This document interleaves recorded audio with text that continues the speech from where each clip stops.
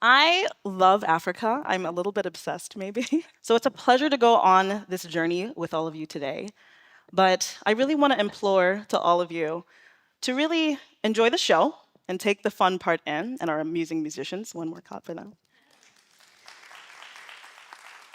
But more importantly, to come away with a tangible takeaway, okay? Something that you say is going to be your way or sense of ways that you're going to collaborate and partner with this inevitable and really exciting rise with Africa. So I have had a chance to be a part of one of those data breathes, thanks so much to the really generous hearts of Tim and Jen, who open up not just their home, their space, their resources for folks like me to get a time to just sit and think and pause and cry a little bit.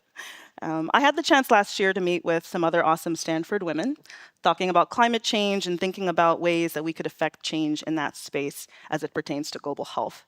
And yes, we paused and we rested and formed really amazing bonds that will go for many years to come. So, on to my comments for today. Africa's on the move, and it's one of the fastest growing regions in the world. Who said that, you might be wondering? Well, none other than President Barack Obama at the 6th Annual Global Entrepreneurship back in Kenya 10 years ago. So 2015, it doesn't feel that long ago. But even back then, he realized that we would be talking about this proliferation of the continent that we're speaking about today. So it's been held 6 times. That was the 2nd time ever in Africa. And there were a whopping 1,500 people who attended, raising the bar for entrepreneurs in that region. And thankfully, more than half of them were women. And so, we get to reckon with this moment and thinking about what they saw back then and knowing that for the next 20 to 30 years, you all, the next 20 to 30 years, we're going to be seeing even bigger, even better, even brighter.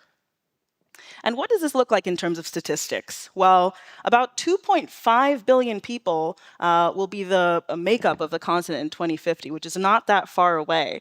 Okay, more than double of the current population is what we'll be at. And if you look around the room right now, it's going to look a little bit like this. 1 in 4 people will actually be African on the continent. And like I said, what a unique experience to see that today. However, and like we'll get to witness today, the talent is incredible and the enthusiasm is infectious, but the capital is not equally distributed. Okay, and that's one of the challenges we want to talk about. So we have a super diverse continent, 54 countries. How many of you knew that? 54? Yeah, 54. 3,000 languages, some estimates. Some people say 2,000. And a lot of really interesting languages. These are just the most common ones, some of which you probably know about, some of which you might be surprised by.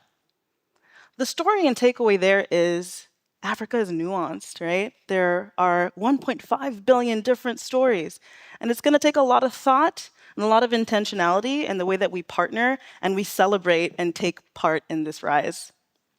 All right, so some of you are wondering, who am I and why am I here speaking in front of you today? That's my name, phonetically pronounced for you. I'm Christine Ngaruiya, first and foremost. Secondly, I'm a Kenyan. I'm a citizen of one of those awesome 54 countries. So I grew up there, and I have 2 Kenyan parents who I love dearly, who might be watching. Hi, Mom and Dad. Another part of my story, I was actually born in Nebraska, middle of the Midwest. Anyone born in Nebraska? I met a Kansan, yeah. JD's from Kansas, we're close by.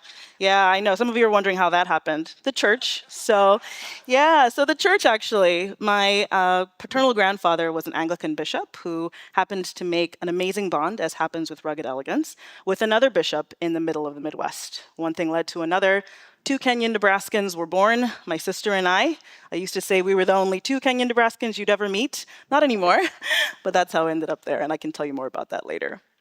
But I'm also a physician, like Allison said. So I work in the ER, I see patients a few times a month, and it really keeps me grounded and set to my mission that I'm going to be talking about with you today. And just for the sake of today, when I am not sleeping, I'm also a global health researcher and social entrepreneur. So I've raised around $1 million worth of grant funding to drive sustainable interventions and really raising the amplification of what are called non-communicable or non-transmissible diseases in Africa, designing solutions for tobacco and mental health and heart disease and stroke now as well. Okay, so a few more parts of my story, one of the 1.5 billion stories you've heard about. I was actually grown up in a middle-class family. Okay, so we had 2 cars. I had humble parents, well, parents from humble beginning, and they worked super hard just to make sure, like many of you parents in the room, we would have a better experience today. So we went to private school. That's my sister Catherine and I up there judging our sports day for the day. And I really had a wonderful full childhood, so I didn't want for much, quite honestly. I also, like many young kids around here, wore my hair straight, wore a lot of perms, long hairstyles, American clothes, and I was lauded a lot of times for my accent. You speak such good English, and you don't seem to have an accent. And by and large, as a kid, I thought that those were great things. I actually welcomed them as awesome compliments. But fast forward 10, 20 years later, working in this space in global health and partnering with people as a diasporan, someone outside of the country, and I've seen some inequitable attitudes with which global health is done sometimes, okay? And so this is an image from a picture from 2 leading global health experts, Shea Abimbola and Madhu Pai. I highly recommend taking a look at them and some of their work. And these are some uncomfortable terms we don't like to think about sometimes, but my challenge to you today is that too much is at stake for Africa, okay? And we don't have an opportunity to repeat some of the history that we have done that's gotten us to where we are today. So I encourage you to sit with these 2 as we're going through today. And I want to let all the diasporans know, because I can see your faces, your beautiful faces in the room, and some of you online, I can't see your faces, but virtually, I know you're there, that we can be perpetrators too. So as a diasporan, I had to take a step back and also realize that the way I did global health, the way I partnered, the way I worked with different innovators and entrepreneurs, et cetera, in Africa had to be done a different way. Okay, so Africa is rising. It's the fact. We're on the move. Yes, it is. That's worth a clap. Thanks, Allison. It's rising. That's the good news. Okay, but how can we do things better? How can we do things more mindfully in a way that actually contributes to the betterment of the continent in an equitable way? Well, first up today, I have an acronym specifically for you all. We're going to talk about amplification and amplifying Africa as part of this rise. So how are we going to amplify? We're going to start first by asking. Okay. So you're going to ask the partner, the person, the group, what they need from you for your intervention, your program, your proposal, your awesome business. We have many awesome business entrepreneurs in the room today.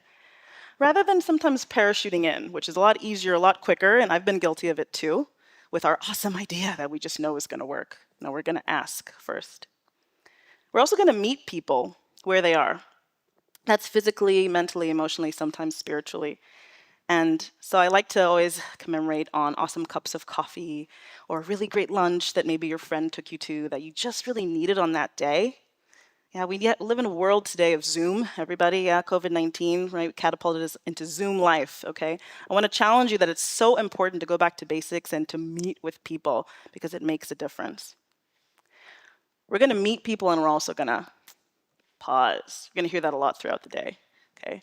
You're going to pause because, friends, I want to let you know that America is very fast-paced. We talk fast. We move fast. We want to get there now. Not everywhere in the world is like that. So it's going to take some patience, differences in cultural practice appreciation, and pausing. We're also going to listen. One of the credits, both to the Bible and apparently Angela Mayu, is this reflection on 2 ears and 1 mouth, because we listen before we speak. We never know what we actually might learn. And we have this saying in global health, I see some of you in the room, that communities and individuals actually know what they want, right? Imagine that. And if we just ask them and listen, they'll actually tell us what it is that they need. So listening. We're also going to investigate, okay? How many of you are founders, innovators, entrepreneurs in the room? You've piloted before. You've piloted something. Yeah, I've piloted a lot of things. Hopefully you don't have pilotitis, right? You're moving from pilot into the next stage eventually. Okay, you're going to pre-test this idea that you've conceived, maybe on a smaller sample, and see how it goes before you hopefully move on to a successful stage of finalizing. Launching this awesome business or program or intervention or project that you've been working on, and being able to loop back and see how it works and what you found.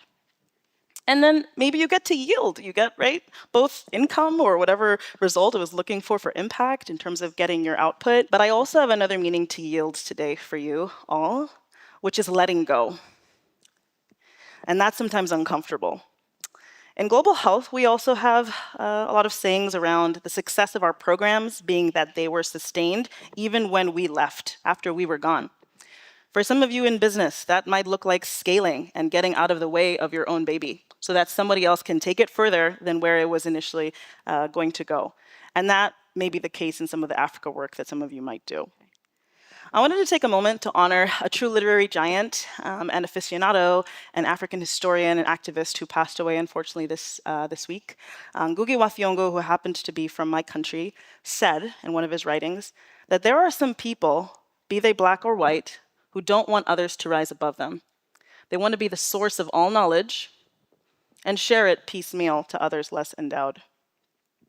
So I'm here to challenge you all today with those wise words that Africa doesn't need pity, it needs partnership. Okay?